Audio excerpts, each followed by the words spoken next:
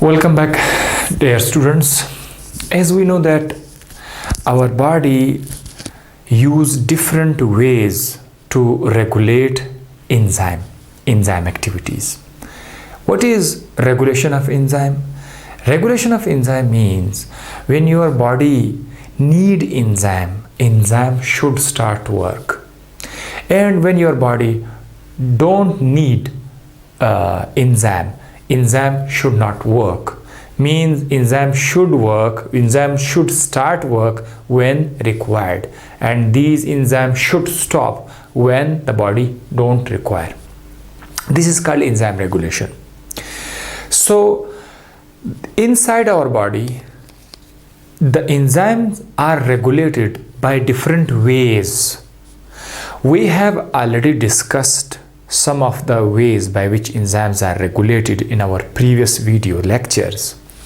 This is the fourth video lecture of enzyme regulation, right? And the third way of enzyme regulation. The third way is active and inactive enzyme. This is just the title of enzyme regulation, active and inactive enzyme. Because the topic is very huge, so we have divided the whole topic into parts. So this is the fourth video lecture and the third style of enzyme regulation. So what is active and inactive enzyme? The active enzyme means that enzyme which is functioning, which is working, and inactive enzyme is that enzyme which cannot function, which cannot work. So your body can switched on to active enzyme formation and inactive enzyme formation. The mechanism is by two ways.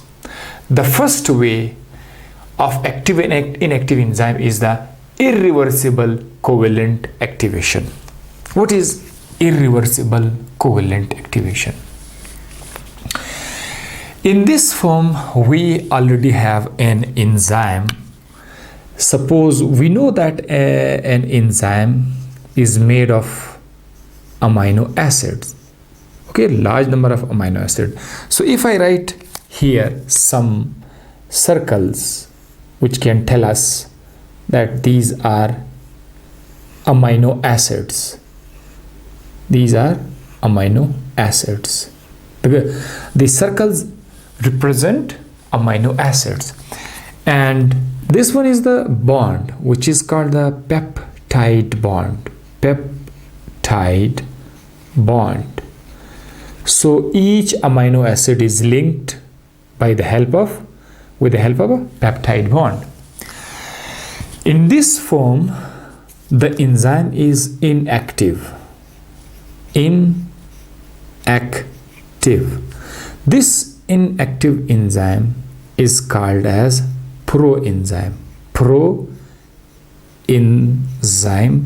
or you can also give another name, that is zymogen. Now this enzyme is going to be activated, and for its activation there is some changes inside the structure. Means one or two or more than two peptide bond will break down. So I'm going to write once again these amino acids.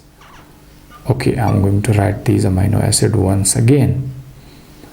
So the amino acids are again mentioned, and if let's suppose I break this bond, okay, I break this bond, so just we have broken down one bond.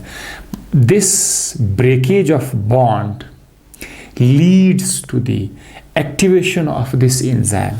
Just we saw what this one bond has been broken down. Of course this is a covalent bond, but its name is called peptide bond. Definitely it is a covalent bond. So now one peptide bond has been broken down. This enzyme is now different from this one. This become now an active enzyme. So in this form, The process of activation is not reversible. Means once the bond has broken down, enzyme become active. It is not possible for this enzyme to reversibly convert back into the inactive enzyme. Means the bond is again formed. This is not possible that the bond again formed.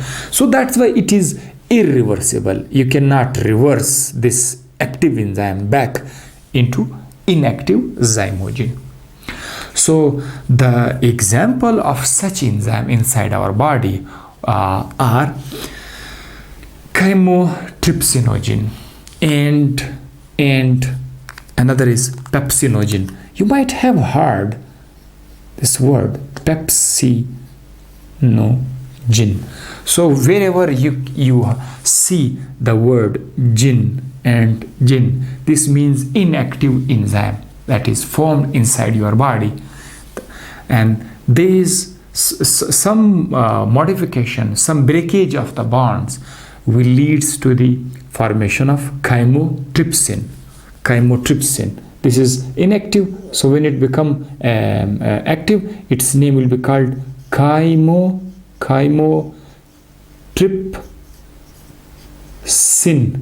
From sinogen to sin, mean that the last three alphabets G and gin has been removed. Chymotrypsin, this is the active, this is the inactive. Similarly, pepsinogen will be converted into what? Into pepsin, the inactive form and the active form. So this was the mechanism. The first one was the irreversible. You can see here, yeah, this one. You can see the word irreversible covalent activation. Covalent because there was some covalent bonds were there and one or two covalent bonds were broken down and you got the enzyme. This is one way, irreversible way. Second is reversible activation and deactivation. Here the active and inactive enzyme are interconvertible.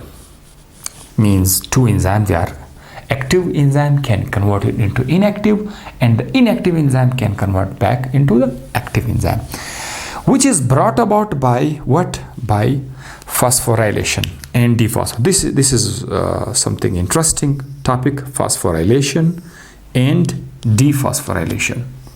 Okay, this is really very important. I would like to explain this by just one example.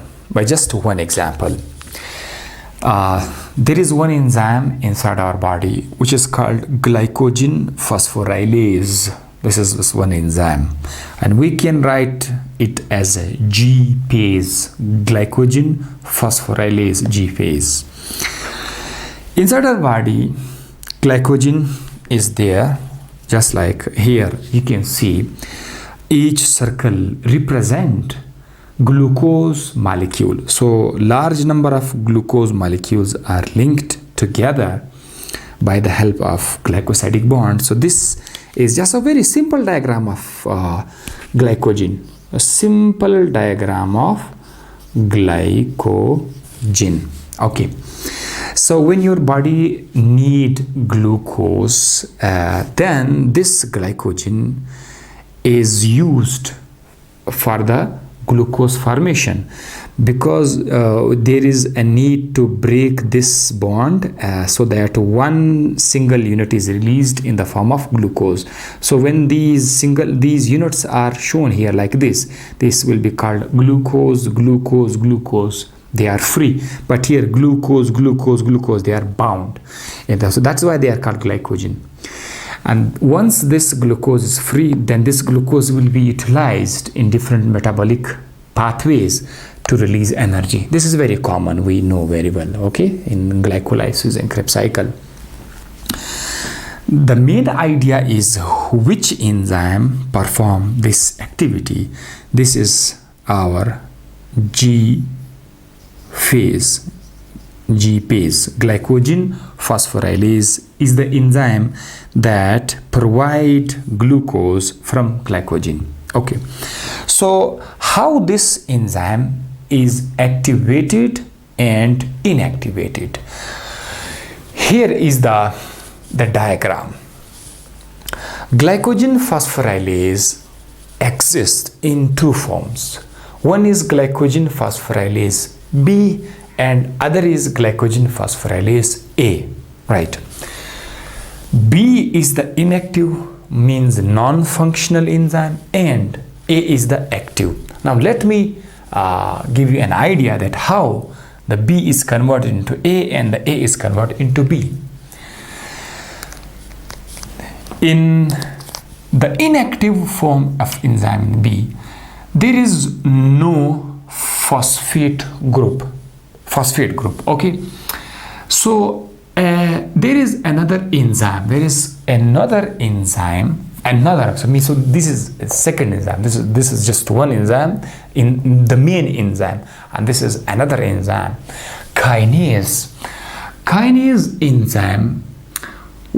Convert means just add one phosphate here, means it will be now converted into enzyme like this, and this enzyme here we will provide him 1P or PO4 or PO3, what can you write, right?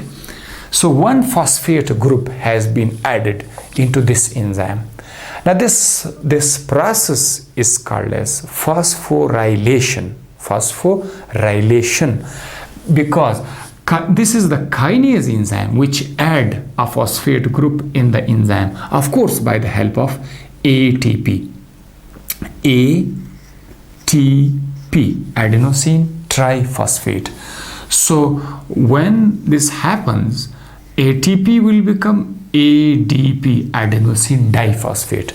Because one phosphate will be given to the enzyme, the remaining two phosphates will be in the form of ADP, adenosine diphosphate, adenosine triphosphate. So there are three phosphates. One of the phosphate will be given to this enzyme, so that this enzyme become glycogen phosphorylase A. And this has been done by another enzyme which is called as kinase. Kinase is doing what? Kinase is taking a phosphate group from the ATP and is giving it to the enzyme, so that the enzyme become active, which we call glycogen phosphorylase A. This is active enzyme because phosphate group is being attached, and now this is active. So mean there are some enzymes which can become active once they get phosphate group. And as far as the body need the enzyme, this enzyme will remain in the phosphorylated form. But once the body do not require any further this active form, means the body now wants that enzyme to stop, please don't work, I don't need you anymore. So this enzyme has to convert back into its inactive form reversibly. So this is possible, that this enzyme is converted back into this form by what? By releasing the phosphate. Okay, if the enzyme release this phosphate back, so the enzyme will become simple, means without phosphate group. This conversion, which we can see forward and backward, reversible reaction is now there. This reaction is done by another enzyme which is called phosphatase. So here is the third enzyme, phosphatase. This was kinase. Kinase enzyme is adding phosphate group, and phosphatase is removing a phosphate group, and so that become inactive. So in our body, this is another beautiful way of enzyme regulation. This is really very interesting. Okay, so this was wonderful example of glycogen phosphorylase enzyme, that how it is regulated. There is another way as well.